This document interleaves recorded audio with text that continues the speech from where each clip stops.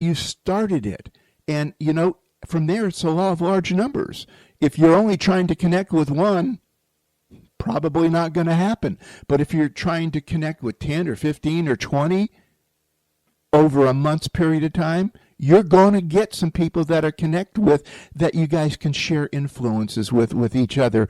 And then together, go find more people. Very well said there, Richard. And also, staying ahead of the social media marketing game, as you said, will give you that marketing edge. You can actually become an influencer, a thought leader. It gives you an opportunity to really impact your business or organization when you start using the social network platforms as that marketing tool and drive people to your door. Now, that door could be your website. It could be your blog. It could be a e-commerce site. It could be a brick and mortar building. Wherever you do business, that is the door you want to drive them to. And each of the platforms provides you a different avenue. Yeah, they all have their specialty form of communications. You go back into, like I said, the late 1990s. 6 Degrees was the very first social media site that was out there. Compared to today's standard, it was very rudimentary, but you posted ideas, you posted thoughts, and then people eventually would come back around and make comments on them. It was more like blogging is today, but it was the beginning of everything that happened out there. Yeah, and then came MySpace and, of course, blogs, Plaxo. All of those came before LinkedIn, which came before Facebook. Mm-hmm. And Facebook came, roughly started in about 2000 or 2004, a little after LinkedIn. LinkedIn pretty much launched before that, but it wasn't the site that it is today. But now it is the largest networking site. What is the count now? 1.3 billion active users on Facebook, roughly? Yes, that's the last number I've seen. And that is where, most individuals start, because that's where the majority of the users are.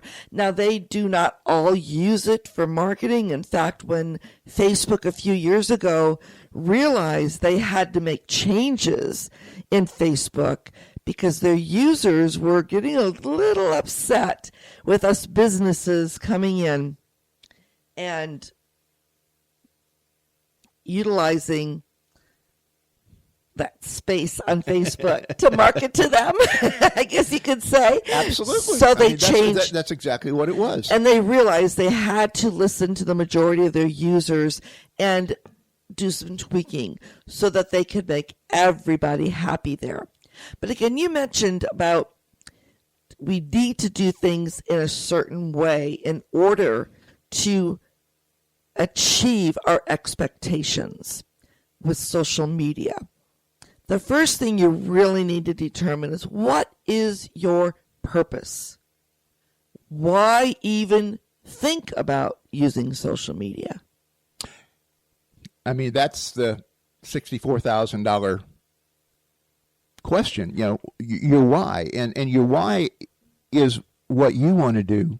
But once you analyze what you want to do, and the analysis I'm really talking about here is knowing your audience, knowing the people that cut you checks, give you credit cards.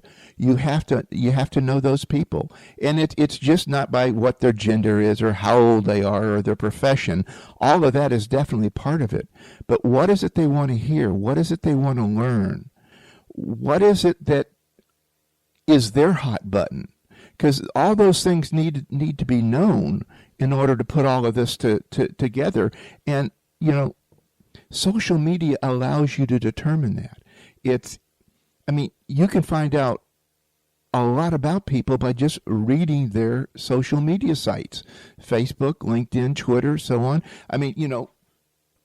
Before our president-elect, started communicating with Twitter, which he had been doing for a long time before this, Twitter as a political communication tool really wasn't even thought of, from that standpoint. Now, today, Twitter has had a major resurgence, not just in politics, but in everyday communications.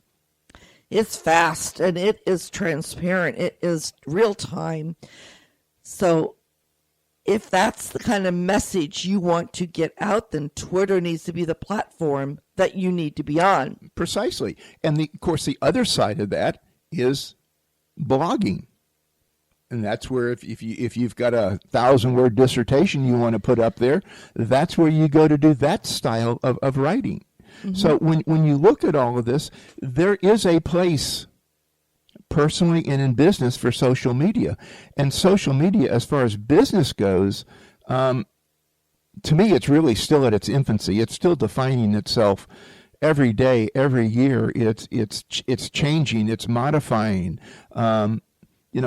Pinterest is one of the primary examples. It began as a site for women, in women's fashion in particular. Now you can find almost everything in the world on Pinterest that you might want to consume in picture format. And the neat thing is you put an image up there, the image is clickable. And Pinterest is a virtual bulletin board where you can actually pin images and videos that will lead the individual that finds these images and videos to your website, to your blog, to your e-commerce. It's a great traffic driver. And again, that's one of the reasons when you're determining your purpose, if you want to drive traffic, that would be a great reason you would want to be using social media to drive the traffic. The next step in line is you have to determine what your plan of action is. And think of these. I want to share a few statistics, and I think these may help one determine their plan, or otherwise known as a strategy or action steps, an action plan. Mm-hmm. Social media influences people's connections to nonprofits. 84% of social media users share information about nonprofits to show their support for a cause. I always tell a nonprofit that social media is the next best thing to sliced bread, because it has given them a platform to get their message out to a larger number of people. There are nonprofits that I was not even aware of here in our community until I started seeing their postings on social media. So again, 84% of people that support these nonprofits will actually start sharing their information, which in turn then helps them reach a greater number of people with their cause. It's powerful. And it's free. I like that word. Free. I like that word. Also, social media influences purchasing. 74% of shoppers rely on social networks to guide purchase decisions. Social media has made it, again, easier for people to buy from you, because you can put information out there about your products, about your services, not to sell to them, but to lead them to where they can buy from you. And that's where you have to understand how to practice the art of unselling. And we'll share more about that in just a few moments. My favorite word. And then one more statistic I want to share, and then I would like you to go into that. Social media platforms also help you tell your friends about you. So that they can actually become your next best customer, so to speak. 43% of people have purchased a product that's been shared or favorited by a friend on social media. That's where you build that tribe or community, your team of brand ambassadors to help you expand your reach and get that message out there so that more people, again, will know about you. But again, we have to be very, very focused on how we are getting the message out, because again, you have your purpose, you're building a strategy, meaning and a plan of action and how you're going to use the sites, but then you have to start actually posting, and the posting is where the activity is, and that is universal across all the sites. You have to have that purpose and plan before you start doing that, because that's where the implementation of the strategy takes place, and that's where you need to know that art of unselling. Absolutely. So let me ask you a question. When you're looking at a social media post, how do you know that person, or how do we identify that person as being a person that really knows and understands social media? What would somebody look for? Well, one of the things they want to start looking for are people that are asking questions. I kind of use a term of listening by watching the postings coming through the news feed. And I listen for specific words by scanning the messages. That will help me determine if that is who I want to definitely have a conversation with and connect with, if they're looking for something specific. For example, the other day, I saw a message come through. Someone was looking for a carpet cleaner. And you mean people actually ask for carpet cleaners on Facebook? And here's why. People ask, who do you recommend? Who do you know?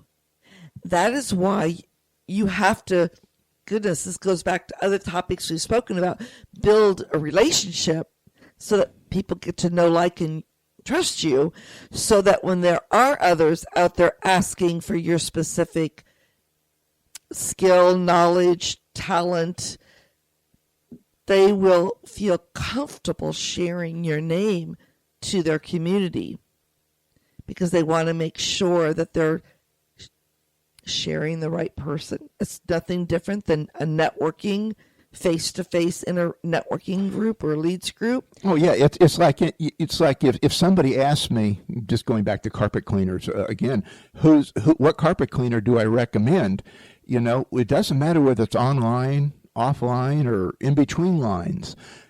I'm putting my reputation at stake when I say this is the person you need to talk to about. And so it is a double-edged sword, so to speak, because you've got to know these people and you got to understand what it is, and you have to recognize the difference between a true pro on social media, not in what somebody they recommend does, but a true pro on social media is a person that's leading you, not telling you. So one of the things you need to do in a certain way is definitely know who your ideal client is, who you want to attract, and then you need to make sure that your message is being put in a post in a way that resonates with those individuals you want to attract to you, or that will resonate with individuals that will be comfortable sharing your information with others. You have to connect with, this is where it kind of, I hear this all the time. You have to have what we call your friends page on Facebook. That's your personal profile. And you have to be comfortable connecting with people on that friends page.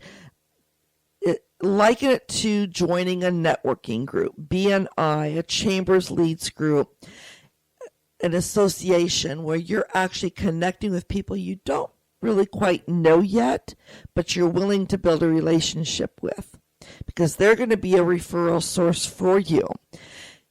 You then start communicating with them, and as you build out your business on social media, you would then, again, on Facebook, create that Facebook business page and invite them to come over and learn more about your business.